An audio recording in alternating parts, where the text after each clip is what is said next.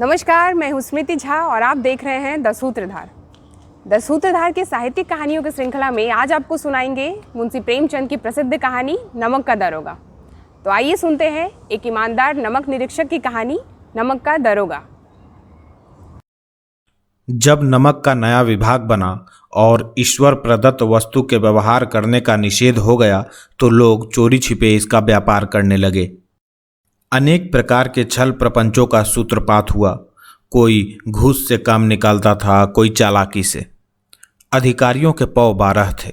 पटवारीगिरी का सर्वसम्मानित पद छोड़ छोड़कर लोग इस विभाग की बरकंदाजी करते थे। इसके दरोगा पद के लिए तो वकीलों का भी जी ललचाता था। यह वह समय था जब अंग्रेजी शिक्षा और ईसाई मत को लोग एक ही वस्तु समझते थे। फारसी का प्राबल्य था। प्रेम की कथाएं और श्रृंगार रस के काव्य पढ़कर फारसी लोग सर्वोच्च पदों पर नियुक्त हो जाया करते थे। मुंशी वंशीधर भी जुलेखा की विरह कथा समाप्त करके मजनू और फरहाद के प्रेम वृत्तांत को नल और नील की लड़ाई और अमेरिका के आविष्कार से अधिक महत्व की बातें समझते हुए रोजगार की खोज में निकले। उनके पिता एक अनुभवी पुरुष थे। समझाने लगे, बेटा, घर की दुर्दशा तो देख ही रहे हो। ऋण के बोझ से दबे हुए हैं। लड़कियां हैं, वह घास फूस की तरह बढ़ती जा रही हैं। मैं कगारे पर का वृक्ष हो रहा हूं, न मालूम कब गिर पड़ूं। अब तुम ही घर के मालिक मुख्तार हो। नौकरी में ओहदे की ओर ध्यान मत देना, यह तो पीर का मजार है। निगाह चढ़ावे और चादर पर रखनी चाहिए। ऐसा काम ढूंढना जहां कुछ ऊपरी आय हो। मासिक वेतन तो पूर्णमासी का चांद है, जो एक दिन दिखाई देता है और घटते घटते लुप्त हो जाता है। ऊपरी आय बहता हुआ स्रोत है, जिससे सदैव प्यास बुझती है। वेतन मनुष्य देता है, इसी से उसमें वृद्धि नहीं होती। ऊपरी आमदनी ईश्वर देता है, इसी से उसकी बरकत होती है। तुम स्वयं विद्वान हो, तुम्हें क्या समझाऊं। इस विषय में विवेक की बड़ी आवश्यकता है। मनुष्य को देखो, उसकी आवश्यकता को देखो और अवसर को देखो। उसके उपरांत जो उचित समझो करो। गरज वाले आदमी के साथ कठोरता करने में लाभ ही लाभ है, लेकिन बेगरज को दांव पर पाना जरा कठिन है। इन बातों को निगाह में बांध लो, यह मेरी जन्म भर की कमाई है। इस उपदेश के बाद पिताजी ने आशीर्वाद दिया। वंशीधर आज्ञाकारी पुत्र थे। ये बातें ध्यान से सुनी और तब घर से चल खड़े हुए। इस विस्तृत संसार में उनके लिए धैर्य अपना मित्र, बुद्धि अपनी पथ प्रदर्शक और आत्मावलंबन ही अपना सहायक था। लेकिन अच्छे शकुन से चले थे। जाते ही जाते नमक विभाग के दरोगा पद पर प्रतिष्ठित हो गए। वेतन अच्छा और ऊपरी आय का तो ठिकाना ही न था। वृद्ध मुंशी जी को सुख संवाद मिला तो फूले न समाये। महाजन कुछ नरम पड़े। कलवार की आशा लता लहलहाई। पड़ोसियों के हृदय में शूल उठने लगे। जाड़े के दिन थे और रात का समय। नमक के सिपाही चौकीदार नशे में मस्त थे। मुंशी वंशीधर को यहाँ आए अभी 6 महीने से अधिक न हुए थे, लेकिन इस थोड़े समय में ही उन्होंने अपनी कार्य कुशलता और उत्तम आचार से अफसरों को मोहित कर लिया था। अफसर लोग उन पर बहुत विश्वास करने लगे। नमक के दफ्तर से 1 मील पूर्व की ओर जमुना बहती थी। उस पर नावों का एक पुल बना हुआ था। दरोगा जी किवाड़ बंद किए मीठी नींद सो रहे थे। अचानक आंख खुली तो नदी के प्रवाह की जगह गाड़ियों की गड़गड़ाहट तथा मल्लाहों का कोलाहल सुनाई दिया। उठ बैठे। इतनी रात गए गाड़ियां क्यों नदी के पार जाती हैं? अवश्य कुछ न कुछ गोलमाल है। तर्क ने भ्रम को पुष्ट किया। वर्दी पहनी, तमंचा जेब में रखा और बात की बात में घोड़ा बढ़ाए हुए पुल पर आ पहुंचे। गाड़ियों की एक लंबी कतार पुल के पार जाती देखी। डांट कर पूछा, किसकी गाड़ियां हैं? थोड़ी देर तक सन्नाटा रहा। आदमियों में कुछ कनाफुसी हुई। तब आगे वाले ने कहा, पंडित अलोपी दीन की। कौन पंडित अलोपी दीन? दातागंज के। मुंशी वंशीधर चौंके। पंडित अलोपी दीन इस इलाके के सबसे प्रतिष्ठित जमींदार थे। लाखों रुपए का लेन देन करते थे। इधर छोटे से बड़े कौन ऐसे थे जो उनके ऋणी न हो। व्यापार भी बड़ा लंबा चौड़ा था। बड़े चलते पुर्जे आदमी थे। अंग्रेज अफसर उनके इलाके में शिकार खेलने आते और उनके मेहमान होते। 12 मास सदा व्रत चलता था। मुंशी जी ने पूछा, गाड़ियां कहाँ जाएंगी? उत्तर मिला कानपुर। लेकिन इस प्रश्न पर कि इसमें क्या है, सन्नाटा छा गया। दारोगा साहब का संदेह और भी बढ़ा। कुछ देर तक उत्तर की बाट देखकर वह जोर से बोले, क्या गूंगे हो गए हो? हम पूछते हैं इनमें क्या लदा है? जब इस बार भी कोई उत्तर न मिला तो उन्होंने घोड़े को एक गाड़ी से मिलाकर बोरे को टटोला। भ्रम दूर हो गया, यह नमक के ढेले थे।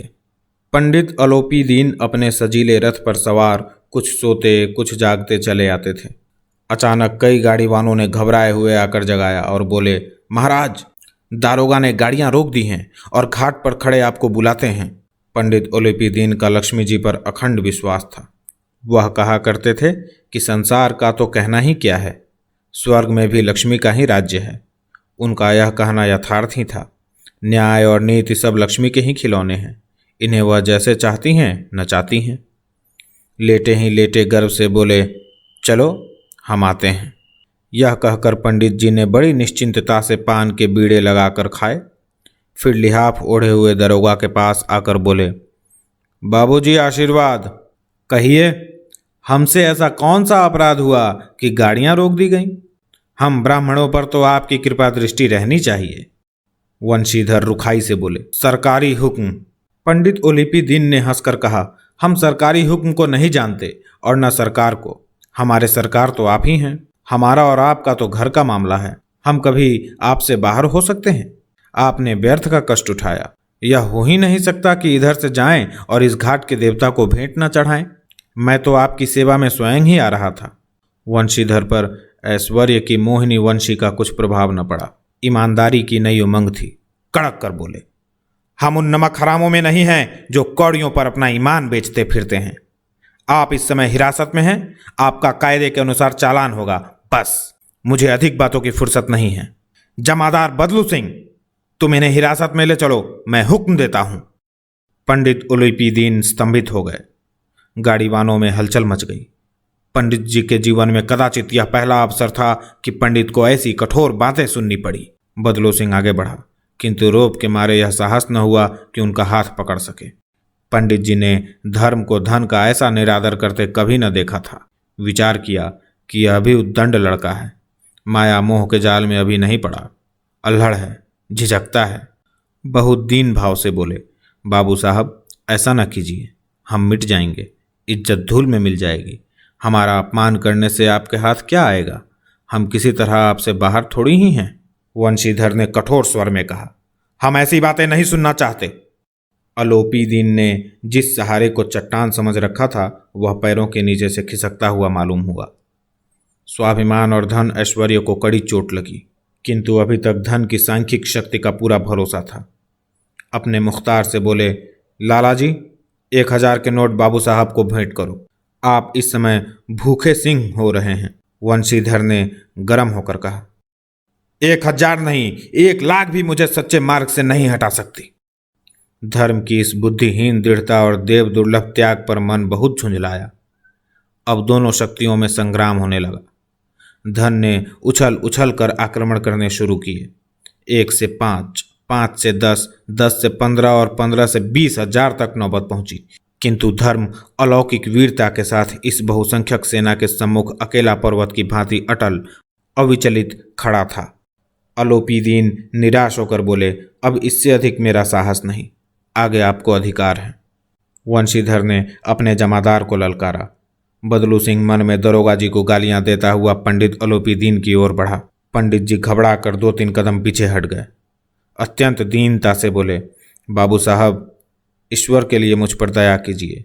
मैं 25,000 पर निपटारा करने को तैयार हूं। असंभव बात है। 30,000 पर किसी तरह भी संभव नहीं। क्या 40,000 पर भी नहीं? 40,000 नहीं, 40 लाख पर भी असंभव है। बदलू सिंह, इस आदमी को अभी हिरासत में ले लो। अब मैं एक शब्द भी नहीं सुनना चाहता। धर्म ने धन को पैरों तले कुचल डाला। अलोपी दीन ने एक हृष्ट पुष्ट मनुष्य को हथकड़ियां लिए हुए अपनी तरफ आते देखा। चारों ओर निराश और कातर दृष्टि से देखने लगे। इसके बाद मूर्छित होकर गिर पड़े। दुनिया सोती थी, पर दुनिया की जीभ जागती थी। सवेरे देखिए तो बालक वृद्ध सबके मुंह से यही बात सुनाई देती थी। जिसे देखिए वही पंडित जी के इस व्यवहार पर टीका टिप्पणी कर रहा था। निंदा की बौछारें हो रही थी, मानो संसार से अब पापी का पाप कट गया। पानी को दूध के नाम से बेचने वाला ग्वाला, कल्पित रोज नामचे भरने वाले अधिकारी वर्ग, रेल में बिना टिकट सफ़र करने वाले बाबू लोग, जाली दस्तावेज बनाने वाले सेठ और साहूकार, यह सब के सब देवताओं की भांति गर्दनें चला रहे थे। जब दूसरे दिन पंडित अलोपी दीन अभियुक्त होकर कांस्टेबलों के साथ हाथों में हथकड़ियां, हृदय में ग्लानि और क्षोभ भरे लज्जा से गर्दन झुकाए अदालत की तरफ चले तो सारे शहर में हलचल मच गई। मेलों में कदाचित आंखें इतनी व्यग्र न होती होंगी। भीड़ के मारे छत और दीवार में कोई भेद न रहा, किंतु अदालत में पहुंचने की देर थी। पंडित ओलिपी दीन इस अगाध वन के सिंह थे। अधिकारी वर्ग उनके भक्त, अमले उनके सेवक, वकील मुख्तार उनके आज्ञापालक और अर्दली तथा चौकीदार तो उनके बिना मोल के गुलाम थे। उन्हें देखते ही लोग चारों तरफ से दौड़े। सभी लोग विस्मित हो रहे थे, इसलिए नहीं कि ओलिपी दीन ने क्यों यह कर्म किया, बल्कि इसलिए कि वह कानून के पंजे में कैसे आ गए। ऐसा मनुष्य जिसके पास असाध्य साधन करने वाला धन और अनन्य वाचलता हो, वह क्यों कानून के पंजे में आए। प्रत्येक मनुष्य उनसे सहानुभूति प्रकट करता था। बड़ी तत्परता से इस आक्रमण को रोकने के निमित्त वकीलों की एक सेना तैयार की गई। न्याय के मैदान में धर्म और धन में युद्ध ठन गया। वंशीधर चुपचाप खड़े थे। उनके पास सत्य के सिवा न कोई बल था, न स्पष्ट भाषण के अतिरिक्त कोई शस्त्र। गवाह थे, किंतु लोभ से डवाडोल। यहाँ तक कि मुंशी जी को न्याय भी अपनी ओर से कुछ खिंचा हुआ दिख पड़ता था। वह न्याय का दरबार था, परंतु उसके कर्मचारियों पर पक्षपात का नशा छाया हुआ था। किंतु पक्षपात और न्याय का क्या मेल। जहाँ पक्षपात हो वहाँ न्याय की कल्पना भी नहीं की जा सकती। मुकदमा शीघ्र ही समाप्त हो गया। डिप्टी मजिस्ट्रेट ने अपनी तजवीज़ में लिखा, पंडित ओलिपी दीन के विरुद्ध दिए गए प्रमाण निर्मूल और भ्रमात्मक हैं। वह एक बड़े भारी आदमी हैं। यह बात कल्पना के बाहर है कि उन्होंने थोड़े लाभ के लिए ऐसा दुस्साहस किया हो। यद्यपि नमक के दरोगा मुंशी वंशीधर का अधिक दोष नहीं, लेकिन यह बड़े खेद की बात है कि इसकी उद्दंडता और विचारहीनता के कारण एक भले मानुष को कष्ट झेलना पड़ा। हम प्रसन्न हैं कि वह अपने काम से सजग और सचेत रहता है, किंतु नमक के मुकदमे की बढ़ी हुई नमक हलाली ने उसके विवेक और बुद्धि को भ्रष्ट कर दिया। भविष्य में उसे होशियार रहना चाहिए। वकीलों ने यह फैसला सुना और उछल पड़े। पंडित ओलिपी दीन मुस्कुराते हुए बाहर निकले। स्वजन बांधवों ने रुपयों की लूट की। उदारता का सागर उमड़ पड़ा। उसकी लहरों ने अदालत की नींव तक हिला दी। जब वंशीधर बाहर निकले तो चारों ओर से उनके ऊपर व्यंग बाणों की वर्षा होने लगी। चपरासियों ने झुक झुक कर सलाम किए, किंतु इस समय एक एक कटुवाक्य, एक एक संकेत उनकी गर्वाग्नि को प्रज्वलित कर रहा था। कदाचित इस मुकदमे में सफल होकर वह इस तरह अकड़ते हुए न चलते। आज उन्हें इस संसार का एक खेदजनक विचित्र अनुभव हुआ। न्याय और विद्वता, लंबी चौड़ी उपाधियां, बड़ी बड़ी दाढ़ियां और ढीले चोंगे एक भी सच्चे आदर के पात्र नहीं हैं। वंशीधर ने धन से बैर मोल लिया था। उसका मूल्य चुकाना अनिवार्य था। कठिनता से एक सप्ताह बीता होगा कि मुअत्तली का परवाना आ पहुंचा। कार्यपरायणता का दंड मिला। बेचारे भग्न हृदय, शोक और खेद से व्यथित घर को चले। बूढ़े मुंशी जी तो पहले ही से कुड़बुड़ा रहे थे कि चलते चलते इस लड़के को समझाया था, लेकिन इसने एक न सुनी। सब मनमानी करता है। हम तो कलावर और कसाई के तगादे से हैं। बुढ़ापे में भगत बनकर बैठे और वहाँ बस वही सुखी तनख्वाह। हमने भी तो नौकरी की है और कोई ओहदेदार नहीं थे, लेकिन काम किया, दिल खोल कर किया, और आप ईमानदार बनने चले हैं। घर में चाहे अंधेरा हो, मस्जिद में अवश्य दिया जलाएंगे। खेद ऐसी समझ पर। पढ़ना लिखना सब अकारथ गया। इसके थोड़े ही दिनों बाद जब मुंशी वंशीधर इस दुरावस्था में घर पहुंचे और बूढ़े पिताजी ने समाचार सुना तो सिर पीट लिया। बोले, जी चाहता है कि तुम्हारा और अपना सिर फोड़ लूं। बहुत देर तक पछता पछता कर हाथ मलते रहे। क्रोध में कुछ कठोर बातें भी कहीं, और यदि वंशीधर वहां से टल न जाते तो अवश्य ही यह क्रोध विकट रूप धारण करता। वृद्धा माता को भी दुख हुआ। जगन्नाथ और रामेश्वर यात्रा की कामनाएं मिट्टी में मिल गईं। पत्नी ने तो कई दिन तक सीधे मुंह से बात भी नहीं की। इसी प्रकार एक सप्ताह बीत गया। संध्या का समय था। बूढ़े मुंशी जी बैठे राम नाम की माला जप रहे थे। इसी समय उनके द्वार पर सजा हुआ रथ आकर रुका। हरे और गुलाबी पर्दे, पछाहिएं बैलों की जोड़ी, उनकी गर्दनों में नीले धागे, सींगे पीतल से जड़ी हुई, कई नौकर लाठियां कंधों पर रखे साथ थे। मुंशी जी अगवानी को दौड़े। देखा तो पंडित अलोपी दीन हैं। झुककर दंडवत की और लल्लो चप्पो की बातें करने लगे। हमारा भाग्य उदय हुआ जो आपके चरण इस द्वार पर आए। आप हमारे पूज्य देवता हैं। आपको कौन सा मुंह दिखावें? मुंह में तो कालीख लगी हुई है, किंतु क्या करें, लड़का अभागा कपूत है। नहीं तो आपसे क्यों मुंह छिपाना पड़ता।